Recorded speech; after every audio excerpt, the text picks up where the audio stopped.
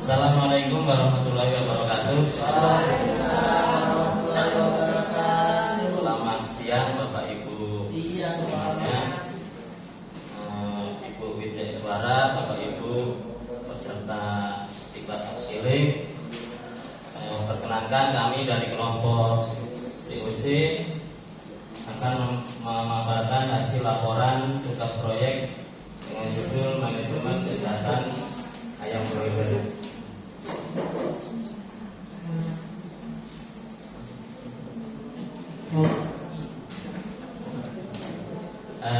Berhubung sudah pada kenal semua anggota kelompok, tidak saya perkenalkan, langsung ke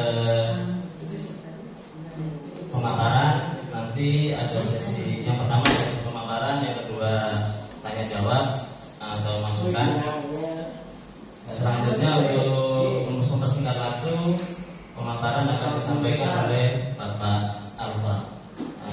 Waktu maksimal 10-15 menit. Pada Pak Alfa dipersilakan. Assalamualaikum warahmatullahi wabarakatuh. Di sini saya akan memaparkan tentang proyek yang kami lakukan atau prinsip, yaitu tentang manajemen kesehatan ayam broiler.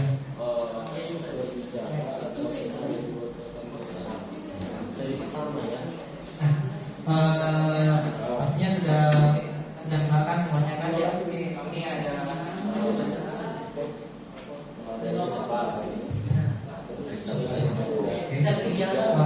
sudah ini kan sudah pada kenalkan semuanya. Alhamdulillah. Oke, next.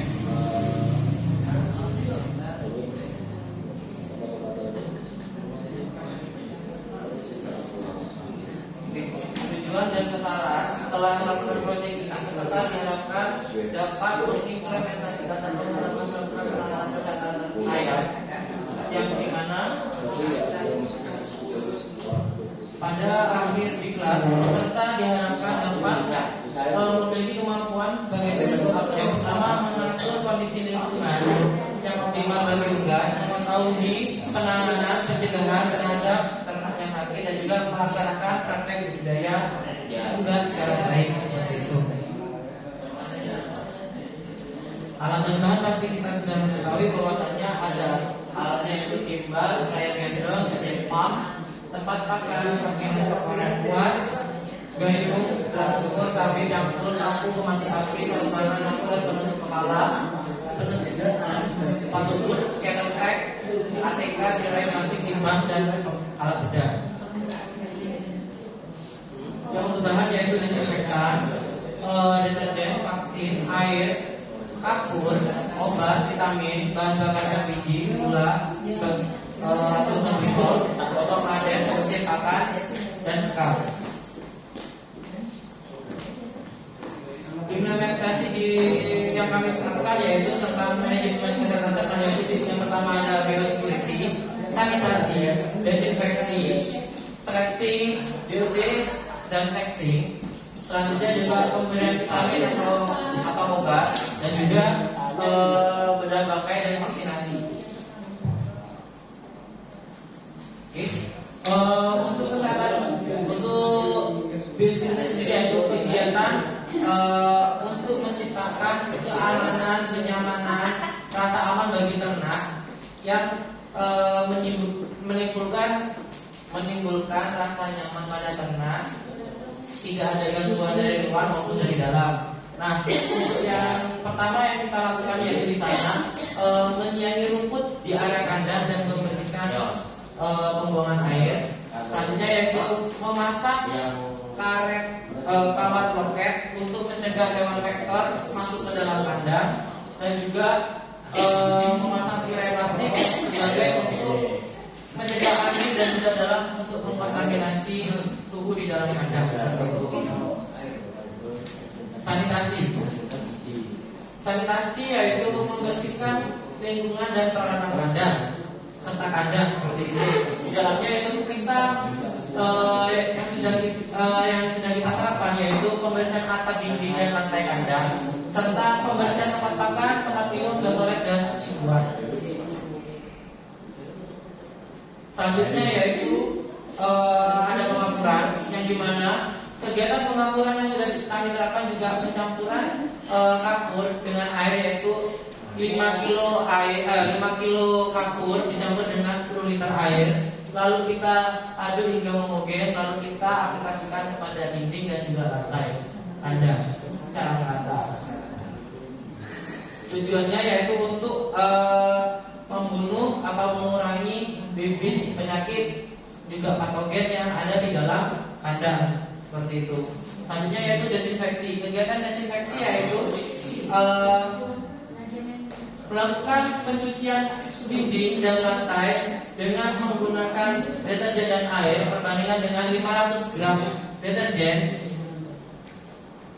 dan 200 liter air. Selanjutnya yaitu melakukan pencucian tempat pakan, tempat minum dan juga cipuan menggunakan formades dengan perbandingan 4 ml formades dan 1 liter air. Melakukan penyemprotan formades dan air pada ruang kandang, peralatan kandang serta liter. Tujuannya untuk membunuh mungkin ada hewan vektor seperti kayak serangga atau mungkin insektisida lainnya yang bisa mengganggu kenyamanan bagi ternak seperti itu. Sexing dan seleksi. Oke, kita juga melakukan yang namanya sexing, yang dimana pemilihan jantan dan betina seperti itu. Yang dimana dapat diketahui bahwasannya untuk sexing sendiri, untuk ciri dari jantan yaitu bulu primer lebih pendek daripada bulu cover, dan juga atau sama dengan bulu cover seperti itu. Sedangkan untuk yang betina yaitu bulu primer lebih panjang daripada bulu cover seperti itu. Nah, setelah kita melakukan sexing di sana, diketahui bahwasannya ada 74 jumlah ekor jantan dan juga 28 ekor betina.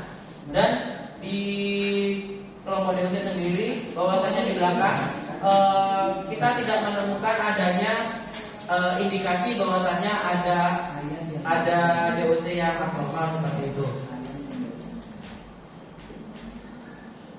Yang selanjutnya yaitu pemberian obat dan vitamin. Nah, kegiatan pemberian obat dan vitamin yaitu kita melakukan pemberian sorbitol, yang dimana DOC yang baru datang diberi sorbitol dengan 1 ml sorbitol dan 2 liter air selama 4 jam. Pertama, kenapa kita memberikan seperti itu? Otomatis agar apa? Agar mengganti karbohidrat atau energi selama perjalanan dari eceri ke kandang seperti itu. Dan selanjutnya itu untuk pemberian vitacik, yaitu perbandingannya 5 gram vitacik dan 7 liter air di pagi hari. Setelahnya yaitu kita memakai pada siang hari atau setelah sudah si vitacik tersebut sudah habis, kita melakukan pengaplikasian pemberian air minum putih saja seperti itu. Yaitu selanjutnya itu bedah bangkai. Kegiatan pembedahan bangkai itu dilakukan untuk mengetahui gejala klinis khusus, yang dimana gejala klinis dibagi menjadi 2, yaitu gejala klinis umum dan khusus. Yang dimana gejala klinis umum itu dapat dilihat tanpa melakukan pembedahan atau organoleptik atau kita melakukan pembedahan seperti itu. Bahwasanya kalau untuk melakukan untuk mengetahui gejala klinis khususnya kita harus melakukan pembedahan. atau observasi lanjutan seperti itu untuk mengetahui keadaan bagian organ dalam apakah tidak ada yang abnormal ataupun juga tidak ada masalah seperti itu. Nah, sedangkan baru saja tadi dibantu dengan teman sejawat juga peserta diklat melakukan pembedahan yang dimana pembedahan tersebut terjadi pembengkakan pada giza dan juga saluran urinari yang dimana bisa terindikasi karena tidak hanya satu faktor yang di sana. Kami menduga bahwasannya pembengkakan ini terjadi karena tidak terabsorpsinya itu iol atau kuning telur pada saat dihajari, terlalu panas atau mungkin juga pada saat perjalanan juga sudah panting seperti itu. Indikasinya yaitu dengan postmortem daripada perjalanan seperti itu atau akibat dari perjalanan.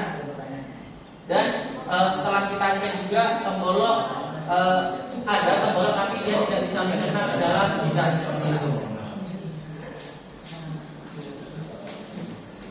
Nah, yang selanjutnya juga kita melakukan vaksinasi yang dimana proposal kita yaitu bahwasannya yang pertama kita itu merencanakan yang pertama kita melakukan vaksin NDIB Lasotalide yang pengaplikasiannya itu ada di tetes mata dan juga NDIB KIL yang awalnya proposal kami itu merencanakan di umur 6 hari atau 7 harinya itu kita melakukan vaksinasi. Ternyata pada saat tadi juga sudah diketahui bahwasannya si DOC juga sudah dilakukan vaksinasi daripada hatchery seperti itu.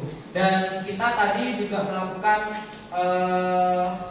replika atau percobaan untuk melakukan vaksinasi yang dimana yang sudah kita lakukan yaitu tadi itu melakukan vaksin NDIB Lasotalide pada tetes mata dan juga subkutan AI KIL.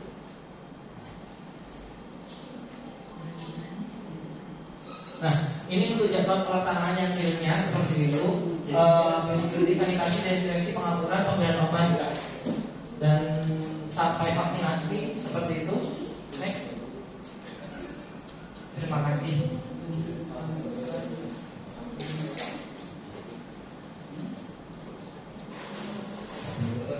Terima kasih Pak Alfa.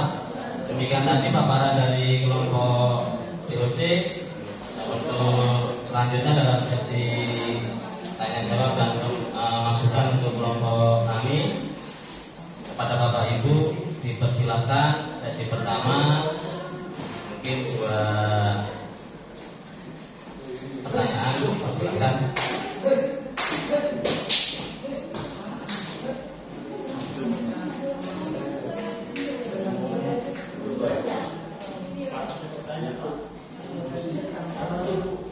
Ya Bapak Ibu dipersilakan, kalau tidak ada alhamdulillah. Ya kepada Ibu Gati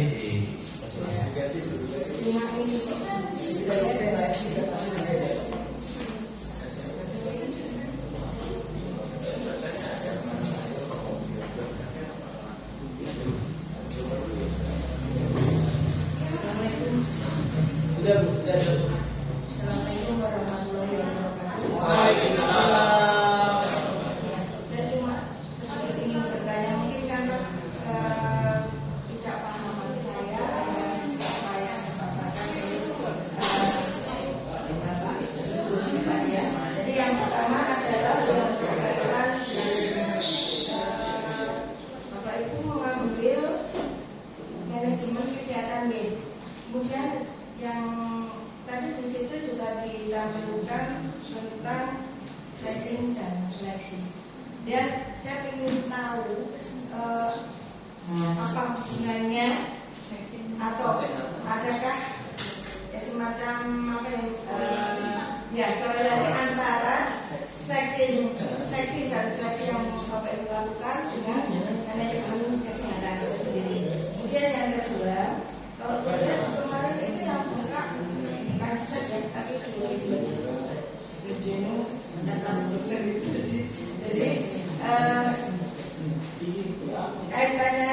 perjalanan tadi kan kayaknya kalau saya tidak salah ingat itu berkaitan juga dengan perjalanan DOC atau keadaan DOC selama di perjalanan. Mohon dijelaskan untuk apa kejadian semacam itu. Terima kasih.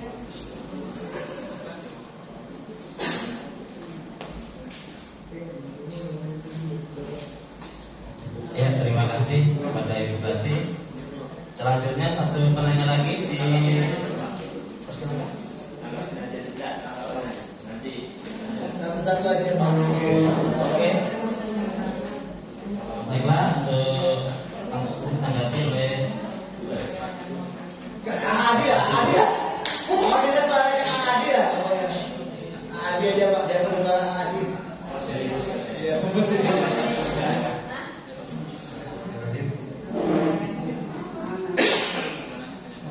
menanggapi pertanyaan Bu Gati mungkin lebih ke korelasi gitu ya.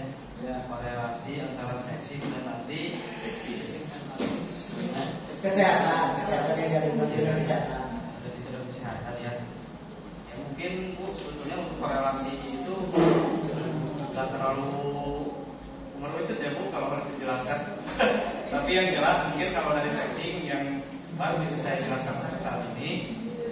Karena yang pertama kan seksi kita itu tujuannya untuk mengetahui kesehatan atau betina ya. Nah hubungannya dengan kesehatan itu, maaf, kalau misalkan salah silakan koreksi. Yang jantan itu cenderung lebih cepat dalam pertumbuhan, otomatis metabolismenya juga lebih cepat. Nah itu mungkin bisa dilihat kan rata-rata ayam jantan itu jenggernya merah, bulunya lebat, terus bobot posturnya juga lebih besar. Nah itu kan lebih cepat ke pertumbuhan daripada yang betina. Ada sekian mungkin beberapa gram mungkin untuk tambahan bobotnya, tapi saya belum pernah meneliti, nggak tahu juga. Tapi kalau kita lihat secara visual, yaitu ke situ Bu mungkin karena pertumbuhan ayam jantan itu lebih cepat, cenderung lebih cepat, dan metabolismenya juga pasti mengikuti dengan pertumbuhan bobot badan saya sendiri, dan kemungkinan pasti ada pengaruhnya ke kesehatan. Tapi kalau misalkan apa pengaruhnya, ya kita bareng-bareng kerjakan gitu. Jadi situ ya terus Bu pertanyaannya yang susah ya. Langsung dijawab nggak ada aja nggak apa-apa. Nggak ada. Karena saya juga bingung Bu, nggak bisa Ya. bohong. Bu Ardi dibuka lagi lihat. Kalau nggak salah tadi sexing dan seleksi gimana? Nggak salah judulnya. Iya. Ya. Nah kalau seleksinya ada gitu. Kalau seksinya Namakan Pak ya, bukan membantah atau menyangka. Jadi gini, kalau saya contohkan di kandang proses ya, kandang proses itu biasanya yang populasi 5 itu sama PT diisi 6 gitu. Supaya nanti bisa efisien di mana. Biasanya ada section di usia 2 mingguan. Kenapa? Memang nanti hubungannya sama density. Density hubungannya sama kesehatan Bapak. Ketika padat ayam nggak bisa tumbuh yang kecil, pasti kalah sama yang jantan. Nah nanti ketika density itu hubungannya sama kepadatan isinya. Ketika panen kecil, nah yang betina itu supaya nggak ada kematian banyak. itu seleksi namanya Pak. Seleksi. Iya, kemudian itu bukan seksi Bapak, itu seleksi. Ya, mungkin Makanya sesuai dengan judul kalau saya sih gini aja, kalau seleksi mungkin sesuai dengan Bu Elisa tadi nggak ada hubungannya. Iya. Tapi kalau seleksi ada. Terima kasih Bapak. Ya mungkin lebih singkat jawab yang ada mungkin ya. Ya sesuai dengan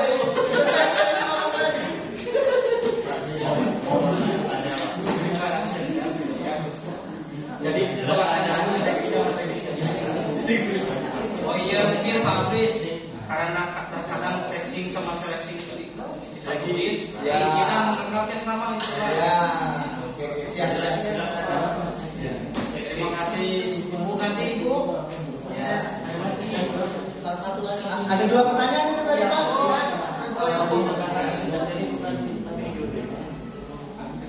Kita naon yang perjalanan jauh tadi? Tujuan pengadaan.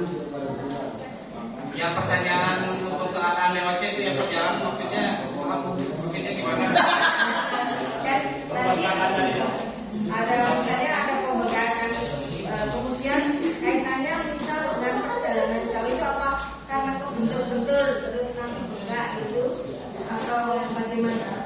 Pada proses bedah bangkai tadi, enggak bangkai bedah bangkai. Oh, pas bedah bangkai. Katanya, maksudnya tadi keluarganya ada pembengkakan, hubungannya sama perjalanan. Itu tadi apa yang menerangkan ketika saya? Kalau itu kayaknya penjelasan dibakar ya. Ya kan kalau misalkan di perjalanan ke Pati kan otomatis yang bukan itu eksterior kan. Kalau outside kita nggak bisa lihat kan. Kecuali kalau tubuh ayam memang transparan.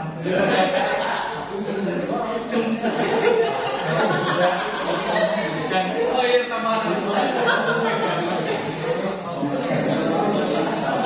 Udah kelar. Saya menambahkan yang saya lihat pada saat Bedah bangkai. jadi organ pertama itu memang tadi sebenarnya yang bukan langsung zat yang bergerak, tetapi adalah prefectulusnya. Nah, kemudian pada duodenum itu juga terjadi seperti peradangan. Di situ peradangan lah, memang peradangan. Kemudian pada jantung itu terjadi pembekuan darah. Nah mungkin kalau Bu Dokter mungkin yang lebih tahu penyebab persisnya, tapi kesimpulan kami sementara tadi adalah akibat head stress mungkin. Head stress, ya. Jadi memang faktornya yang macam-macam sehingga pada saat kita pakai juga kita dapat mengetahui dengan jelas apa penyebabnya. Kalau itu memang tadi ada awalnya mungkin Bu Dokter yang paham apa penyebabnya.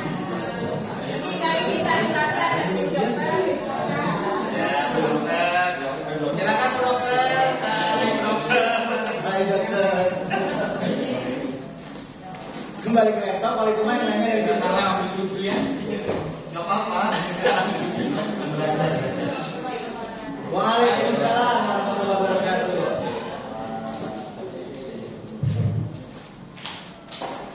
Terima kasih. Sebenarnya saya ini juga masih belajar ya, cuma saya menerus yang saya baca. Jadi begini, yang saya itu kan baru berumur 3 hari ya kan? Betul. Baru berumur 3 hari. Jadi otomatis kalau misalnya ada perubahan yang kemarin kita lihat perubahan di ususnya, kalau kita arahkan ke penyakit yang saya koksidiosis, nggak mungkin karena kok biasanya kalau misalnya dia terkena penyakit koksidiosis, dia otomatis spesiesnya akan berubah juga. Ini ada tidak apa? Mungkin itu ayamnya memang dia stres ataupun sudah keluar dia kemarinnya itu udah lemah, pas dia tidur terinjak-injak dengannya ketemu gitu. Jadi otomatis khususnya itu enggak karena tertimpa ya gitu. Itu kemungkinan. Kalau kita arahkan terjadi tidak mungkin karena baru umur 3 hari. Dia tidak mungkin. Kalau umur 3 hari itu biasanya dia penyebabnya itu dia stres, bisa juga karena suhu, bisa juga karena bising-bising banyak itu aja. Bising-bising. Kalau punya penyakit, kalau karena penyakit biasanya bukan dia satu aja, tapi semuanya sudah begitu ya. Oke.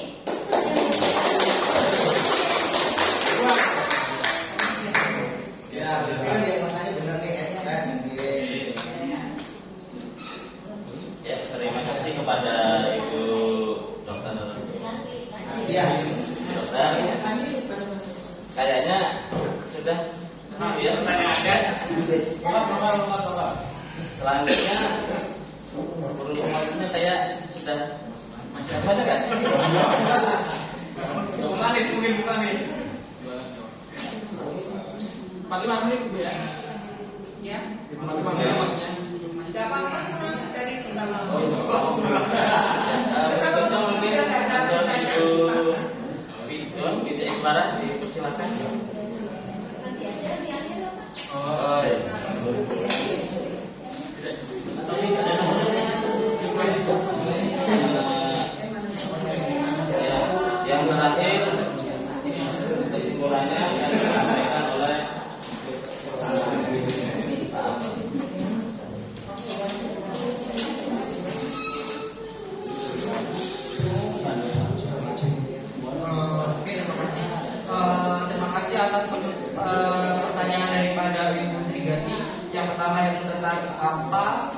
korelasi daripada sexing dan seleksi dengan kesadaran ternak, dan juga bagaimana terjadi pengembangan pada zat dan juga kenapa kok pengembangan itu padahal itu yang ini khusus tapi tidak langsung zat seperti itu.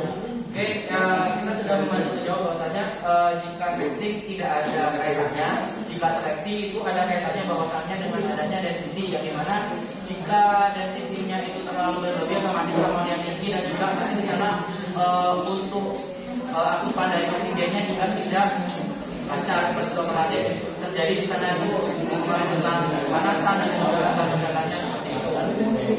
Dasarnya kenapa kok terjadi itu pengembangan seperti itu? Kami menduga karena kita melakukan yang namanya itu berdasarkan seperti itu. Bukan kami menduga bahwasanya mohon maaf, kita kondisi seperti itu. Kami bukan mengira bahwasanya ternak yang kita pelihara itu terserang penyakit, tapi bukan. Kami bukan mengindikasi seperti itu, tapi kita pengen tahu apa sih penyebab matinya seperti itu. Ternyata di sana itu kita menemukan bahwasanya ada pembengkakan, pemecahan pembuluh darah, mungkin juga karena kita juga pasti karena heat, karena kepanasan yang berbeda, karena stres, banyak faktor di sana. Jadi kita tidak bisa menyalahkan hanya satu faktor saja seperti itu. Mungkin itu yang bisa saya sampaikan. Terima kasih.